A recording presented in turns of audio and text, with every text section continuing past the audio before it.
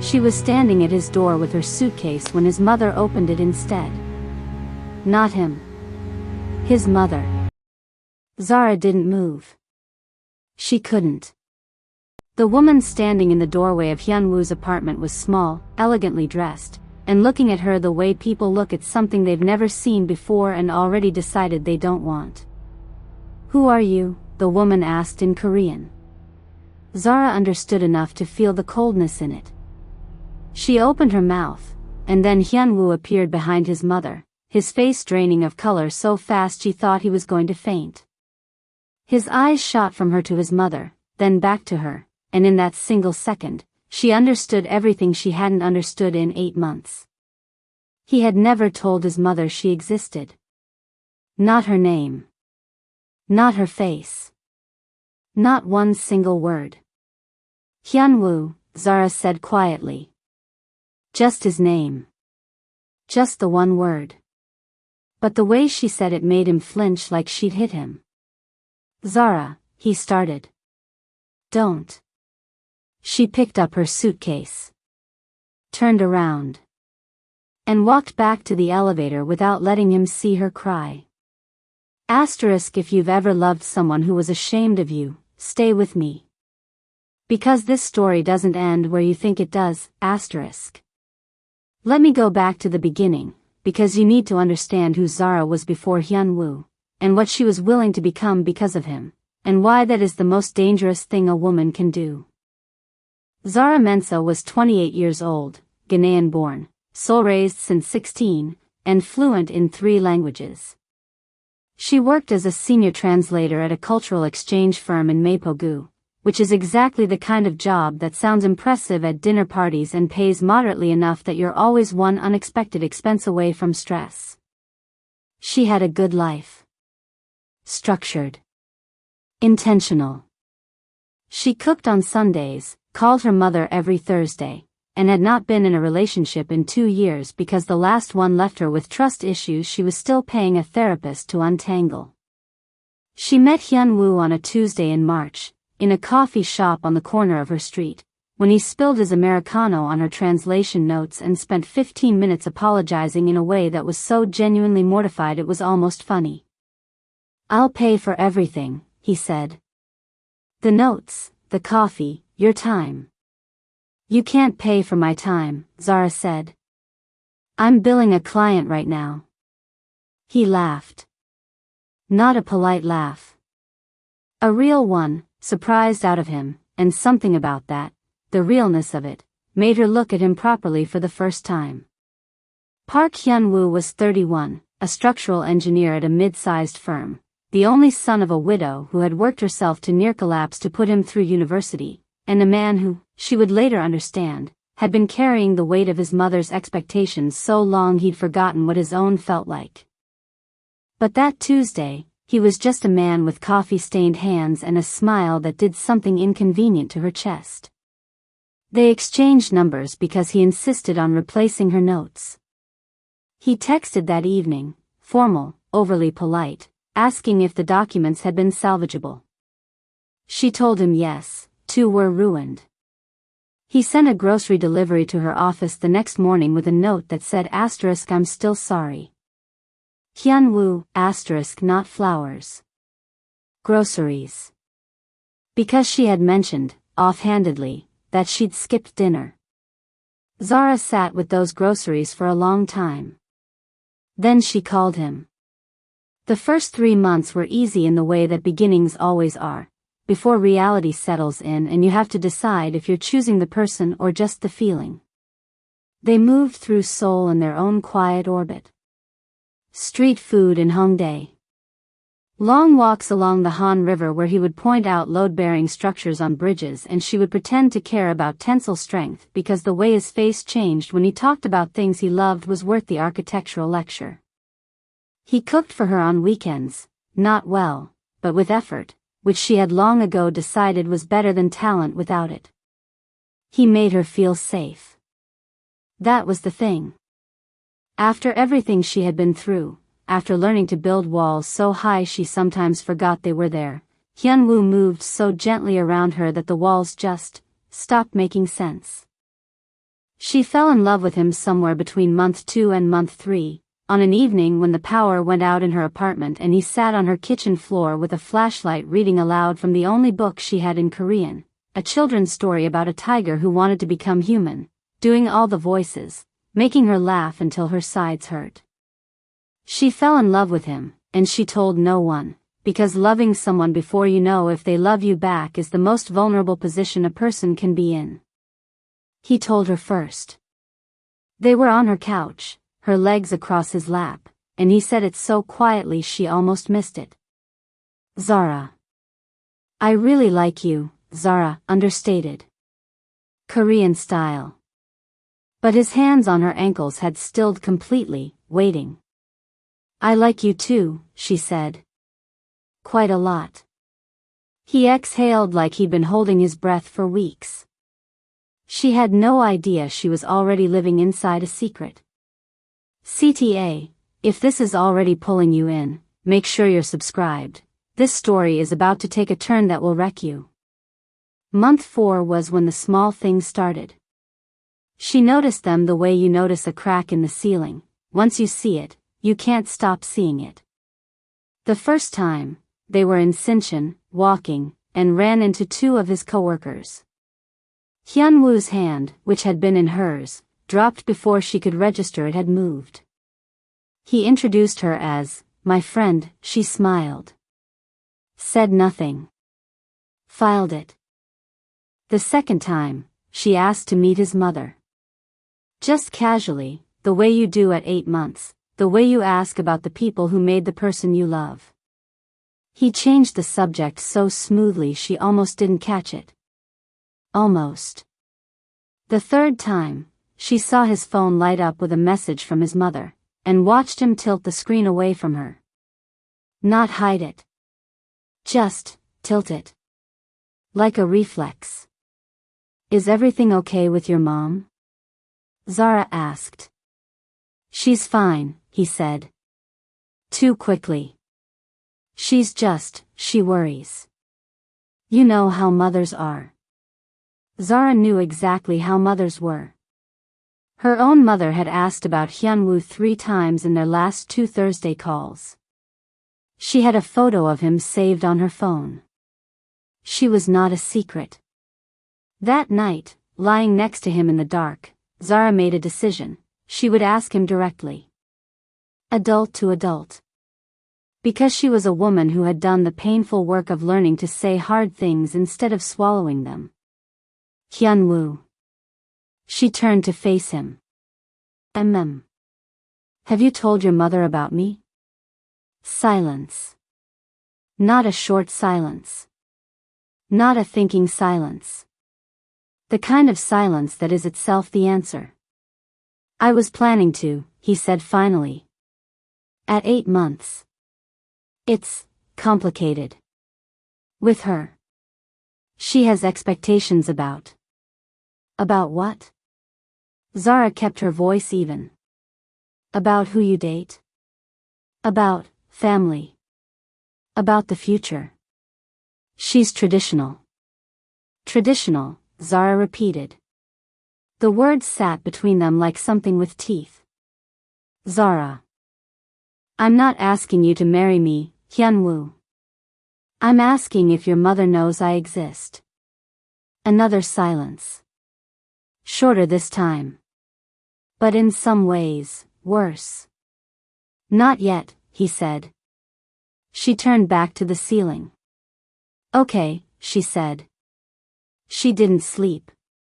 Here is what Zara did not do. She did not cry. She did not rage. She did not issue ultimatums or make dramatic exits or call her best friend Adiz at midnight to dissect every word he'd said. What she did instead was go quiet. And in Zara's particular emotional language, quiet was the most dangerous thing she could become. She went quiet and she watched. Watched how he loved her in private, fully, attentively, with the kind of presence that made her believe in him over and over again. And watched how he managed her in public, the dropped hands, the careful introductions, the way he routed their dates to neighborhoods where he was unlikely to be recognized. She watched, and she catalogued, and she told herself a story. The story went, he loves you. He's just afraid. Fear is not the same as shame. Give him time, It was a good story. Believable. She told it to herself for 3 more weeks. Then his suitcase showed up at her door. Not metaphorically. Literally, he called her on a Sunday evening, voice strained, and said his building's plumbing had an emergency. Could he stay with her for a few days? His few days became 3 weeks. 3 weeks of domestic closeness so natural and warm that the story she'd been telling herself started to feel true again. He reorganized her kitchen. She learned the exact way he took his morning coffee. He fixed the loose hinge on her bathroom cabinet that she'd been ignoring for 6 months. She started leaving space in her wardrobe. On the last day before his building was ready, he held her face in both hands and said, "I don't want to go back." "Then stay," she said. So he did. And somewhere in the middle of that, she forgot she was still a secret. But secrets don't forget you. It was his mother who ended the forgetting. Mrs. Park, Hyun-soon, had been trying to reach Hyun-woo for 2 days. He'd been vague about why he wasn't at his apartment, citing the plumbing issue without details, and she, being the kind of mother who had sacrificed everything for her only son and therefore considered herself owed at least a GPS location, decided to go to his building herself with a meal she had cooked and a set of opinions she fully intended to deliver. The building manager told her the plumbing was fixed. Hyun-woo's unit was empty. She called him. He didn't answer. She called again. He silenced it. She was a resourceful woman. She went through his call logs. She had never stopped having access to his family account, and she found Zara's building, because Hyun-woo had searched it on a shared family map 3 weeks ago and had never thought to clear it. She took a taxi. She knocked on Zara's door at 11 in the morning on a Thursday. And Zara, who was working from home and expecting no one, opened it. The woman standing at her door was maybe 60, dressed in a gray wool coat, carrying a stainless steel container of what smelled like doenjang jjigae. She was not violent. She was not screaming. She was perfectly composed, and somehow that made it worse. She looked at Zara the way you look at a sum that doesn't add up. "Who are you?" she asked. In Korean.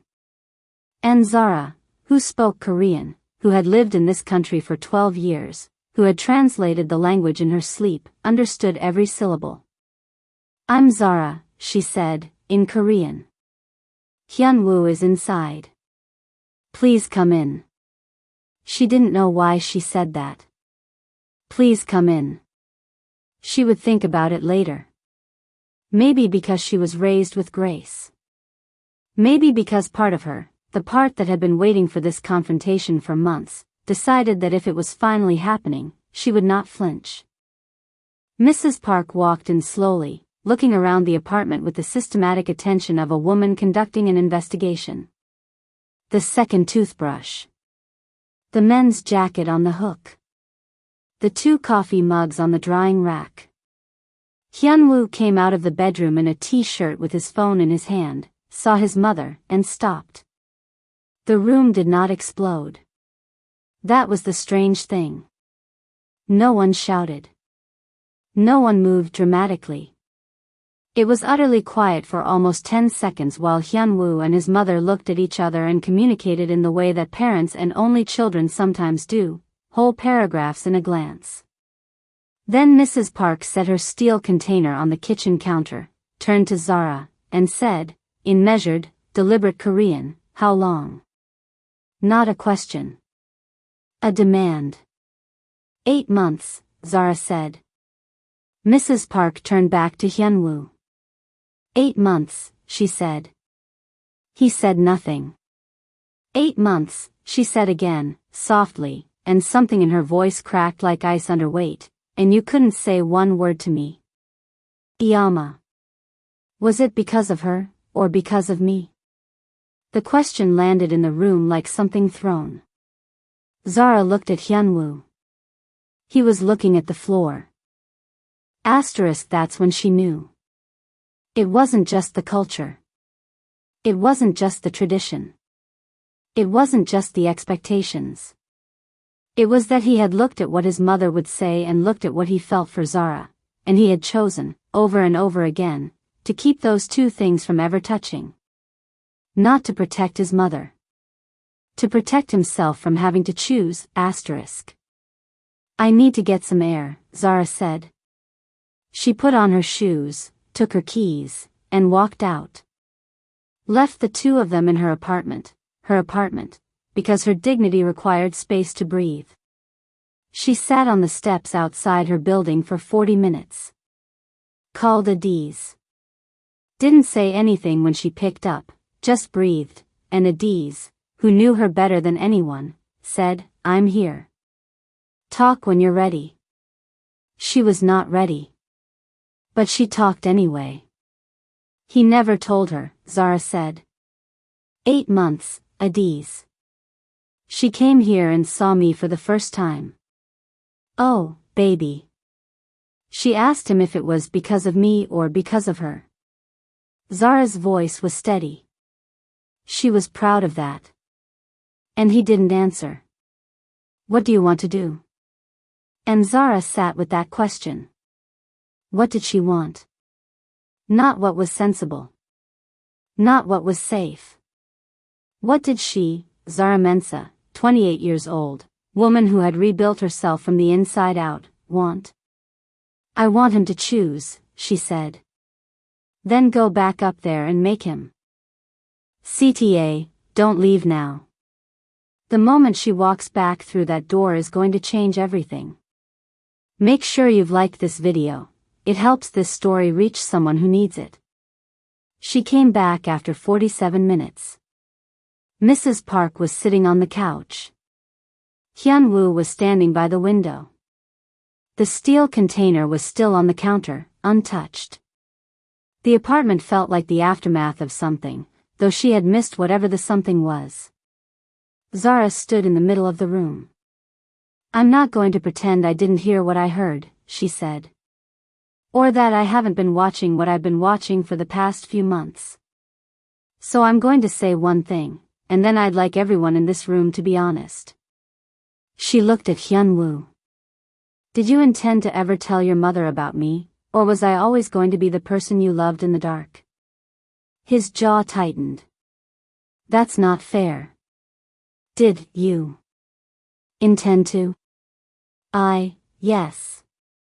Eventually. When the time. There's never a right time for something you're afraid to do, Hyun-woo. She turned to his mother. In careful, deliberate Korean, "Mrs. Park, I respect you. I know you love your son. I am not here to take him from his family or his culture. But I will not be kept invisible. That is the only thing I am asking." Mrs. Park looked at her for a long moment. Then, unexpectedly, she said, "Sit down." Zara sat. Mrs. Park folded her hands in her lap. "My husband died when Hyun-woo was 9, she said. I raised him alone. I worked 2 jobs for 11 years. I had one dream, that he would have a good life. A stable life." She paused. "I have never met a woman like you before. I don't say that as an insult. I say it because it is true, and I am trying to be honest."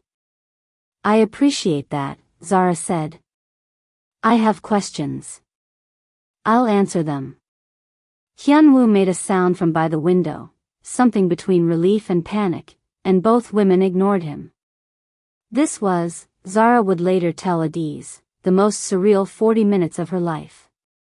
Mrs. Park asked about her family in Ghana, her father, her mother, her brothers. She asked about her work, her religion, whether she intended to stay in Korea. She asked, with the directness of a woman who had no patience left for softness, what Zara wanted for her future. "I want a life I've built with intention," Zara said. "With a person who is proud to stand next to me. That's all I've ever wanted." Mrs. Park turned to Hyun-woo. "Are you proud to stand next to her?" The room went very still. Hyun-woo stepped away from the window. He crossed the room and stood in front of Zara, and she looked up at him, keeping her face neutral, refusing to make it easy. "Yes," he said. "I am. I've been a coward. I've been so afraid of disrupting everything that I've been hurting the one person I didn't want to hurt." His voice broke slightly. "Zara. I'm sorry. I should have." "I know," she said. "I need you to know that I'm not ashamed of you. I'm ashamed of myself. There's a difference." "There is a difference," she said. "But the impact on me was the same." He swallowed. "I know." She looked at him for a long time. At this man she had loved for 8 months, who had been generous and present and real in every private moment, and who had failed her in every public one. And she thought, can someone be both these things? Can love be real even when it is being protected too carefully? Can I forgive incomplete courage? She didn't have an answer yet. But she had something important. She had the truth. And then the second twist hit, the one no one saw coming. Mrs. Park stood up, smoothing her coat. "I need to go," she said. Zara stood as well. "Thank you for staying." The older woman looked at her. Something in her face shifted, not warmth, not yet, but the beginning of recognition. The look you give someone when you're starting to see them. "My son," Mrs. Park said quietly, in a way that wasn't speaking to either of them specifically, "has always loved things he didn't know how to hold." She picked up the steel container. "The jjigae is for both of you. The recipe is his grandmother's." She paused at the door. "Zara." "Yes?" "Your Korean is very good." She left. The door clicked shut. Hyun-woo let out a breath so long it seemed to empty him entirely. Then, from the floor, from the expression of a man who has been carrying something very heavy for very long, he looked at Zara and said, "What do we do now?" "You eat your grandmother's jjigae," Zara said. "And then we have a very long, very honest conversation." "Okay." He didn't move. "Zara." "What?" "I love you. I need to say that first. Before the conversation. I love you, and I am sorry, and I am going to spend a long time making sure you never feel invisible again." She looked at him. This man. This imperfect, frightened, deeply loving man. "I know," she said. "But I need more than that." "I know you do." He crossed to her. Didn't touch her, just stood close. "Tell me what you need." "All of it. I'm not going anywhere." And here is where we need to stop and sit with something, because I've seen this story told 100 different ways, and it almost always ends in one of two places: the woman leaves, or the woman stays and forgives immediately. But Zara did neither. What Zara did was harder than both. The conversation took 4 hours. Not a fight.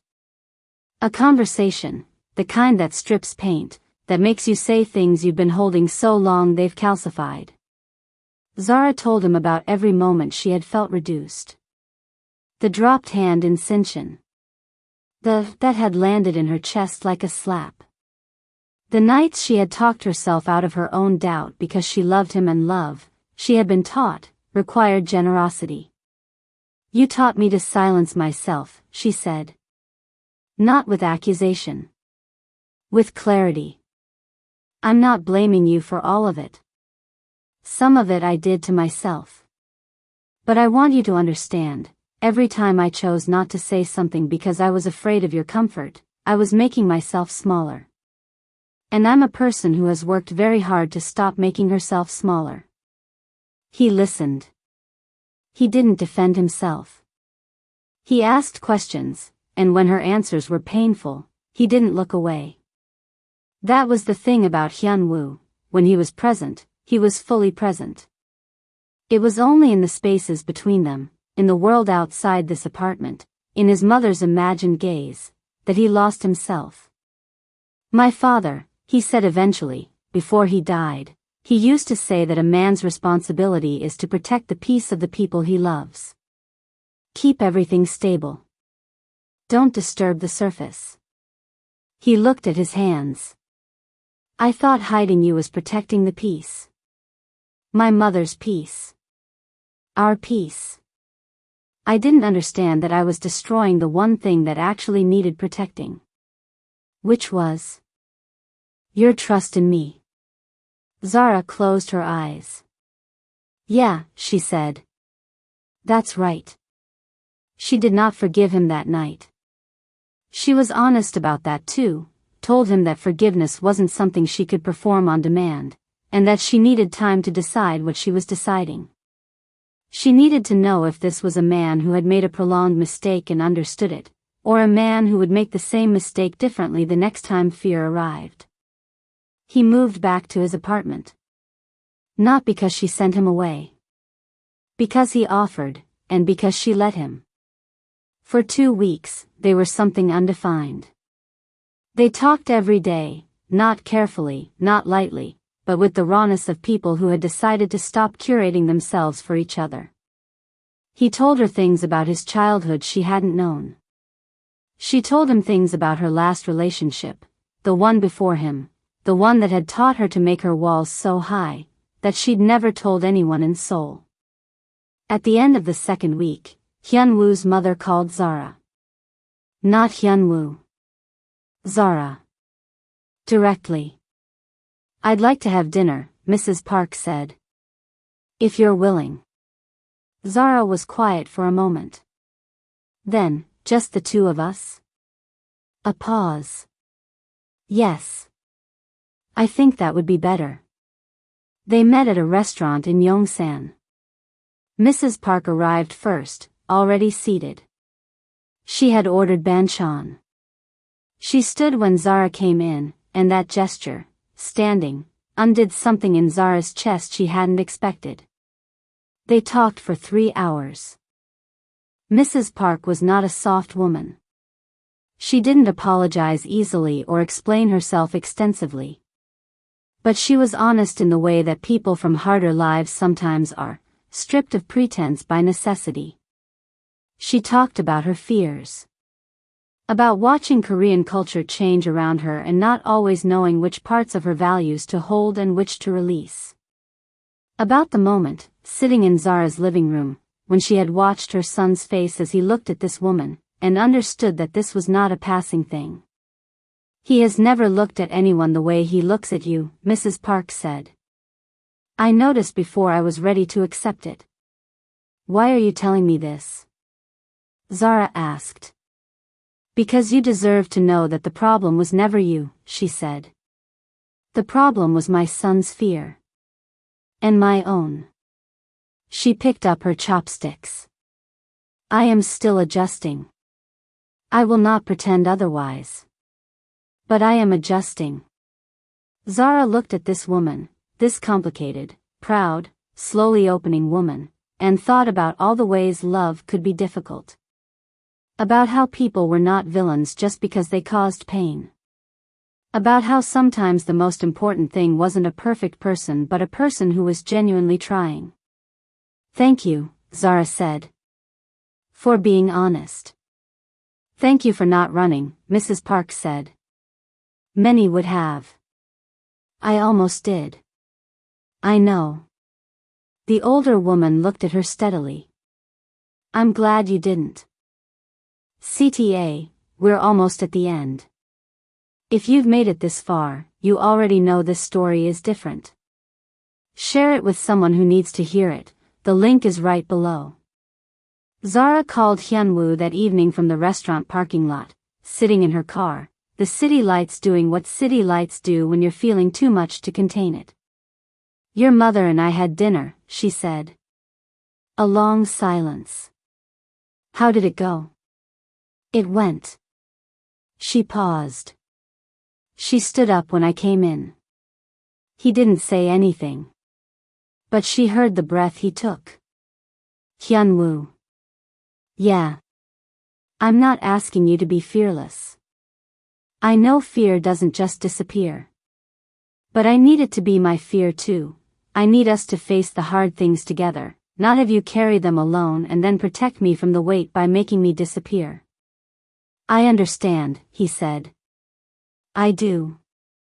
And he stopped. "I keep wanting to say I'm sorry again." "You can say it. It's still true." "I'm sorry, Zara. I was a coward. I loved you too much to lose you and not enough to fight for you in the places that counted. That will never happen again. I need you to decide if you believe that, and I understand if you don't yet. But I'm not going to stop trying to prove it." She looked out at the street. At a young couple passing, a boy and girl in matching university hoodies, her head on his shoulder, easy and visible and unafraid. At the ordinary miracle of being seen.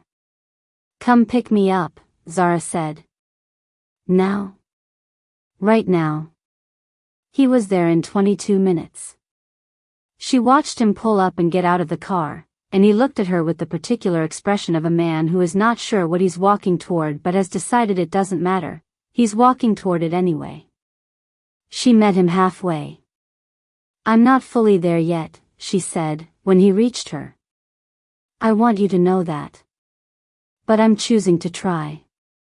He took her hand. In the middle of the street. In public. Not making a declaration, just doing the smallest, most obvious thing that he should have been doing for months. "I'll take trying," he said. "I'll take all of it." 6 months later, Hyun-woo brought Zara to his mother's apartment for the jjigae table. Not as a guest. As family. Mrs. Park had made the full table, galbi-jjim, japchae, siki, John, and when Zara arrived, she was handed an apron and assigned to the John without ceremony, as though she belonged in that kitchen, as though she had always been going to end up there. "Your knife work is terrible," Mrs. Park told her. "I know," Zara said. "Teach me." The older woman looked at her from the corner of her eye. Something passed across her face, not quite a smile, but the ancestor of one. "Move over," she said. Hyun-woo stood in the doorway watching the two of them at the counter, and the expression on his face was the kind that a person spends a whole life trying to earn. Not relief. Not triumph. Just the deep, settling quiet of someone who finally stopped running from the things they love. Adiz called that evening, while Zara was on the bus home, warm from food and the particular exhaustion of a day that asked a lot of your heart. "How was it?" Adiz asked. "She taught me how to make John," Zara said. And Hyun-woo cried in the bathroom and thought no one noticed. Oh my God. His mother definitely noticed. She pretended not to. Adiz laughed. "So what's the verdict? Is this it?" Zara looked out the bus window at Seoul passing by in the dark, this city she had grown up in and never fully claimed as hers, this city that had always made her feel like a footnote in someone else's story. "I don't know if it's forever," she said honestly. "I know that I fought for something real. I know that I didn't disappear. And I know that the next time someone asks him about me, he won't hesitate." She paused. "That's not nothing, Adiz. That's actually everything." A pause. "You're going to be okay, you know," Adiz said. "Yeah," Zara said. "I know." She put in her earphones. Watched her city. Let herself be fully, visibly, unashamedly there. Asterisk because this is what no one tells you about loving someone who is afraid. The work is not just on them. It's on you too. It's the daily decision to stay visible. To refuse to make yourself small to fit into someone's fear. To say, clearly and without apology, I am here. I am whole. I will not be a secret, asterisk. Zara Mensah was never the problem. She was always the answer. Asterisk if this story moved you, if you've ever loved someone who didn't know how to show you off, or if you've been the one doing the hiding, drop a comment below. Tell me.